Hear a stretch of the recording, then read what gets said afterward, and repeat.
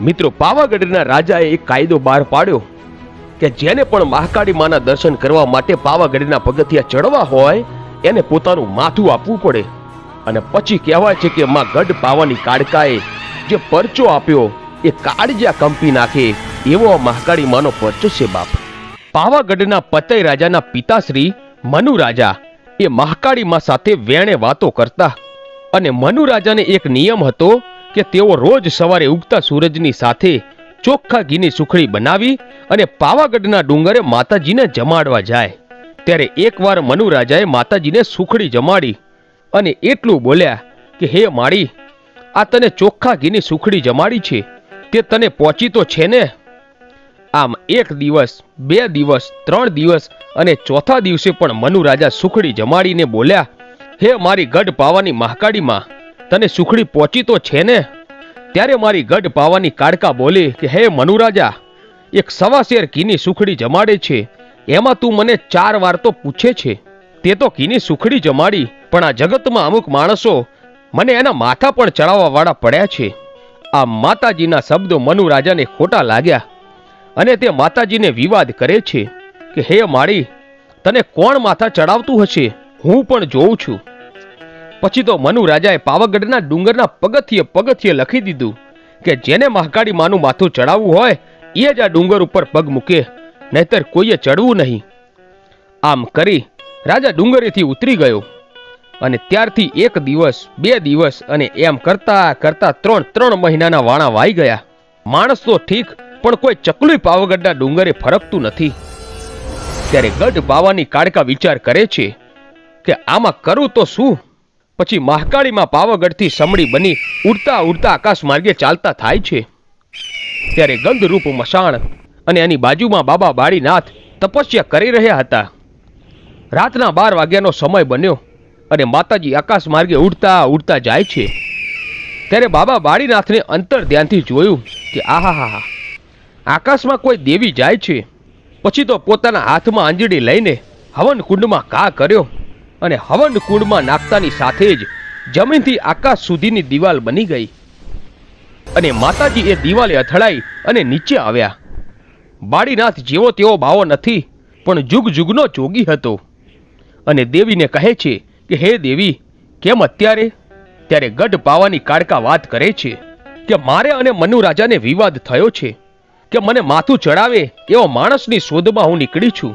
હે બાળીનાથ બાબા, મને માથું ચડાવે એવો માણસ કોઈ છે ખરો?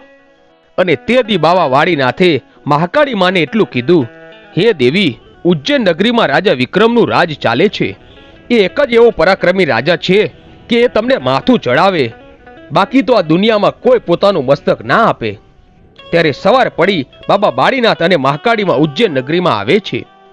ત્યારે સવારે વિક્રમ રાજા પોતાની ગાદીએ આવીને બેઠા અને બોલ્યા, કોઈનો ન્યાય, કોઈનો ગુનો?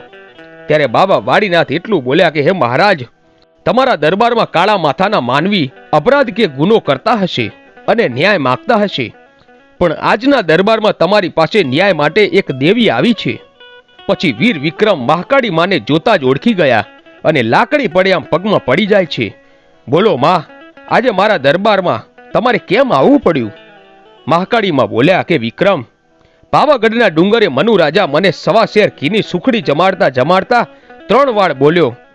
ત્યારે મેં એમ કહી દીધું કે મને સુખડી જમાડે છે, પણ દુનિયામાં મને મસ્તક ચડાવવા વાળા પણ પડ્યા છે. તો હે રાજન, મને મસ્તક ચડાવે એવો માણસ જોઈએ છે. ત્યારે વીર વિક્રમ બોલ્યો, હે માળી, તને મારું મસ્તક તો ચડાવું, પણ મારી એક શરત છે. કે બોલ વિક્રમ, તારી શું શરત છે? કે માળી, મારા રજવાડામાં કોઈ માણસનું મૃત્યુ થાય ને તો એનું શબ લઈને સ્મશાનમાં જઈએ ને ત્યારે 4 ખાંડિયા જે શબને ઉપાડીને સ્મશાન ગયા હોય ને એ પાછા આવતા નથી. ત્યારે માતાજી બોલ્યા કે આવું કેટલા સમયથી થાય છે? કે માળી, ઘણા વર્ષોથી થાય છે. અને ત્યારે વિક્રમ રાજાના રજવાડામાં મારી મહાકાળીમાં રોકાય છે અને અમુક સમય પછી એક વૃદ્ધનું અવસાન થાય છે. ત્યારે શબની સાથે મારી ગઢ પાવાની કાળકા અને બાબા બાળીનાથ સ્મશાન યાત્રામાં સાથે જાય છે અને માતાજી કાળકા જોવે છે કે 4 ખાંડિયાને પછાડીને એમની આંખો કાઢીને 4 જોગણીઓ અને એમનો ભોગ લે છે. અને જ્યારે જોગણીઓ માણસને મારીને એના કાળજા કાઢતી હતી ત્યારે મારી ગઢ પાવાની કાળકા બોલે છે કે હે જોગણિયું, તમે આ માણસનો અપરાધ કેમ કરો છો? અને તે દિવસ આ જોગણિયું એટલું બોલી કે બાઈ, તમને તમારા મંદિરે કોઈ કાળા માથાનો માનવી નિવેદ ધરાવતો હશે, પણ અમને અહીંયા કોણ નિવેદ ધરાવવા આવે? અને તે દિવસે જોગણીઓએ એટલું કહ્યું કે અમને નિવેદ દેવા કોણ આવે? ત્યારે મારી કાળકા બોલી કે હું એક વાત કહું? હા બોલો. જા, આજથી હું તને 4 શ્રીફળ આપીશ અને ગામને ચાંપે જ્યાં નનામી ખાંબી કહેવાય ત્યાં તમારે 4 શ્રીફળનો ભોગ લેવાનો છે. કાંઈ વાંધો નહીં. અને આમ કહી જોગણીઓ જતી રહે છે. વિક્રમ સંવતની જે દિવસે સાલ છપાણીને એ દિવસે સૌ પ્રથમ મેલું મસાણ અને ગંધુપિયું મસાણ દુનિયાનું એ પહેલામાં પહેલું સ્મશાન હતું. વીર વિક્રમ, માતાજી મહાકાળી માએ અને 4 જોગણીઓએ આ સ્મશાનને સ્થાપ્યું હતું. ત્યાર પછી આજ સુધી માણસો મરે અને 4 શ્રીફળ વધેરાય છે. ત્યારે બધા મેલેડીને ચડે છે એવું માને છે, પણ માં મેલેડી તો નિમિત્ત છે, પણ શ્રીફળ તો જોગણીઓ લઈ જાય છે. અને પછી મારી ગઢ પાવાની મહાકાળી માએ કહ્યું કે વીર વિક્રમ, તારું દુઃખ તો મેં ભાગી નાખ્યું. તારા રાજ્યમાં હવે ગાંધિયા મરશે નહીં. હવે ચાલ મારું કામ પૂરું કરવા. પછી માતાજી અને વીર વિક્રમ પાવાગઢના ડુંગરે આવે છે અને મનુ રાજાને બોલાવે છે. અને પાવાગઢના ડુંગરે ચડી અને મારી કાળકા કહે છે કે હે મનુ રાજા, તું મને સુખડી ચડાવે છે ને? તો જો, કાળા માથાનો માનવી આજે મને મસ્તક ચડાવવા આવ્યો છે.